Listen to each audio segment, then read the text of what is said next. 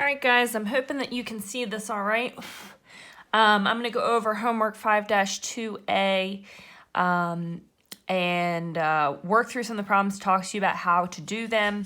As I go along, I'll probably reduce the amount of explanation, but I will post these notes to you later, so you should have those available. Hopefully you'll hear from me about once a day, whether it's reviewing a homework or getting an actual video lesson from me.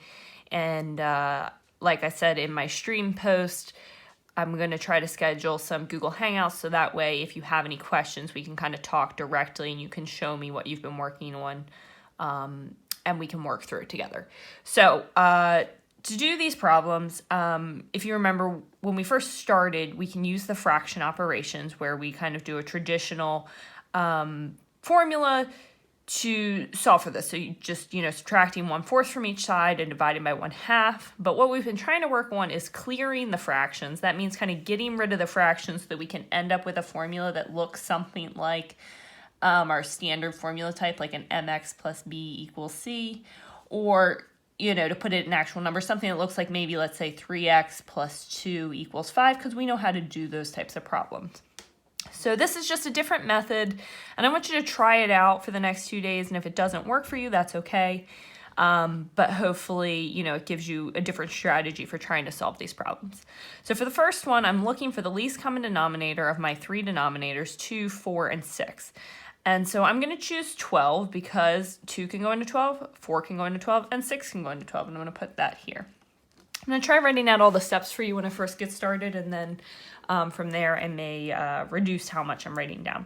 So I'm going to use that least common denominator to multiply every term in my equation by 12. If we remember, 12 is the same as 12 over 1. And so each term, these are the things separated by a plus sign or an equal sign or sometimes a minus sign. So the 1/2 x is a term, the 1/4 is a term, and the 5 over 6 is a term. So I'm going to have 12 over 1 times 1/2 x plus 12 over 1 times 1 over 4 is equal to 12 over 1 times 5 over 6. So now it's just our fraction operation. So like I said, there's like an invisible times sign. Sometimes you see the dot, sometimes you see the x symbol. We're going to start using the times, the little dot, so that way we don't confuse it with our variable x. So I'm going to do 12 times 1 over 1 times 2. 12 times 1 is 12. 1 times 2 is 2. 12 divided by 2 is 6. So then I have 6 x's. Don't forget to bring down your variable.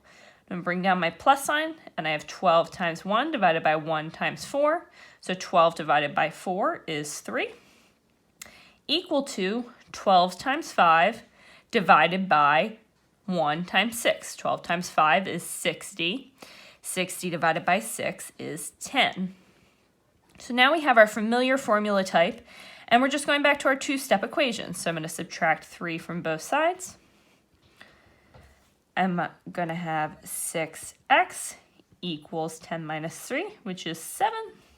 And I'll divide both sides by 6. So x is equal to 7 over 6. Let's try another one. We come down here. We're looking for a least common denominator of 4, 2, and 9. We're going to pick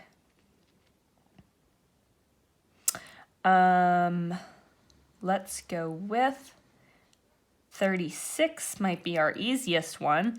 When in doubt, try multiplying some of the numbers together. So I could do 4 times 2 would be 8, but 9 doesn't go into 8. I could do 2 times 9, that's 18, but 4 doesn't go into 18. So let's try 4 times 9, 36. Well, I know 2 goes into 36 because it's an even number. So we're going to go with 36 as our least common denominator. And it is trickier when you have 3 numbers to work with versus we're kind of used to doing one number that we're working with. So when in doubt, try multiplying a couple of them together, see if the third one goes into it, or just multiply all 3 of them together. It will still work. So I'm going to do 36 over 1 times 3 over 4 equals 36 over 1 times 5 over 2x plus 36 over 1 times 2 over 9. Now, we're going to get some big numbers out because 36 is a pretty big number if we just go through and use our standard multiply across. So one thing that I want to show you is that we can simplify some of these by kind of rearranging the way some of these are written. So I could do flip-flop my 1 and my 4, right? 36 divided by 4 and 3 over 1. And I know 36 divided by 4 is 9. So now all of a sudden I've made my multiplication problem a little easier. So rather than doing it all in the calculator, I can do some of it in my head. So this would be the same as 9 times 3 over 1, which is equal to 27. So now I've done all that in my head without having to pull out the calculator. I can do the same thing over here. So I'm going to change the 36 over 1. I'm not really changing, I'm just kind of flip-flopping where I put my numbers, because we remember that we can do that when we're multiplying. But don't accidentally then put a 2 underneath here. Remember, we got to just change them over. I know 36 divided by 2 is 18. And I have 5 over 1. And so that makes it a little bit simpler. 18 times 5 would be 90. You maybe wondering how I did that in my head. 20 times 5 would be 100. And I can subtract 2 for each of those 5, or pull out your calculator and that would be fine too. So 90 there. And don't forget my x. I'm going to bring that all the way down just to show you where it's going. And I'm going to do the last term over here. I'm going to change this to a 36 over 9 and a 2 over 1. 36 over 9 is 4. And 2 over 1. And now I have 4 times 2, so 8. So that made things a little bit simpler for me, so I didn't have to pull out my calculator, but you're certainly welcome to do so. And now I have my simple equation again, so I'm going to subtract 8 from each side. And I'm left with 19 on this side and 90x. Don't lose our x. And then we'll divide both sides by 90. And x is equal to 19 over 90. For these problems, you're fine to just leave your problem in the fraction form. You don't have to worry about dividing that out or anything else like that. All right, let's go on to number 3. I'm going to just pick it up a little bit so that way we can get through this video a little bit quicker. So least common denominator of 5 and 2. I'm going to use 10. So I'm going to multiply every term by 10. When I do that, I get negative 6x. I get bring down my minus sign, 40. And I get negative 35 on this side. So here that would have been 10 times negative 3, which is negative 30, divided by 5, negative 6. Just to kind of fill you in, 10 times 4, 40. Here it would have been 10 times negative 7, which would be negative 70, divided by 2, negative 35. So we have our simple formula again. I'm going to add 40 to both sides. Bring down my negative 6x. Bring down my equal sign. And negative 35 plus 40 would be a positive 5. Divide both sides by negative 6. And x is equal to negative 5 over 6. You can put the minus sign in the numerator or denominator. It means the same thing, but typically we put it in the numerator. So if you divide by a negative, just move it upstairs. No problem with that. All right, number 4, least common denominator of 2, 6, and 3. This is a pretty simple one. I'm going to pick 6 because 2 and 3 both go into 6. I'm going to multiply all of my terms by 6. So I have 6 times negative 3 divided by 2, negative 9x, minus 6 times 5 divided by 6, that's just going to give me 5, equals 6 times negative 4 divided by 3. So negative 24 divided by 3 is going to be a negative 8. I'm going to add 5 to both sides.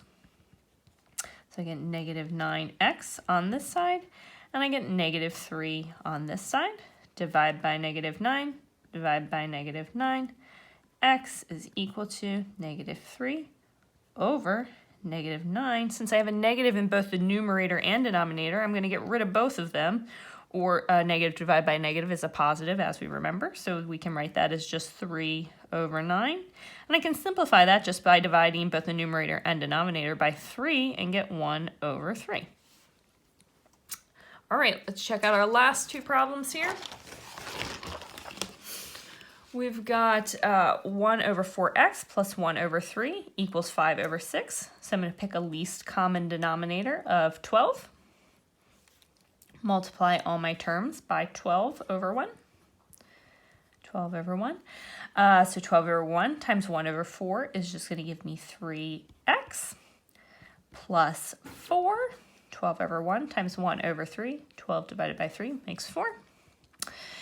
And 12 over 1 times 5 over 6. So that's just going to give me 10. I'm going to subtract 4 from both sides.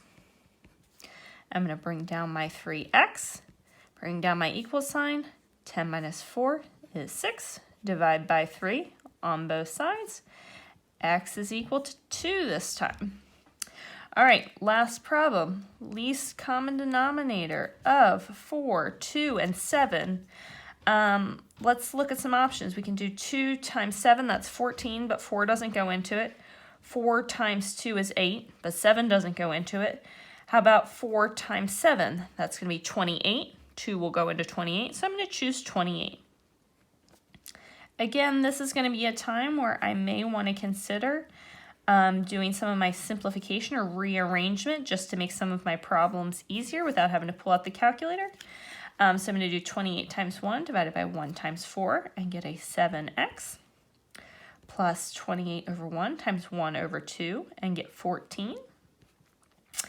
And is equal to 28 over 1 times 5 times 7, or 5 over 7, and I'm going to get 20.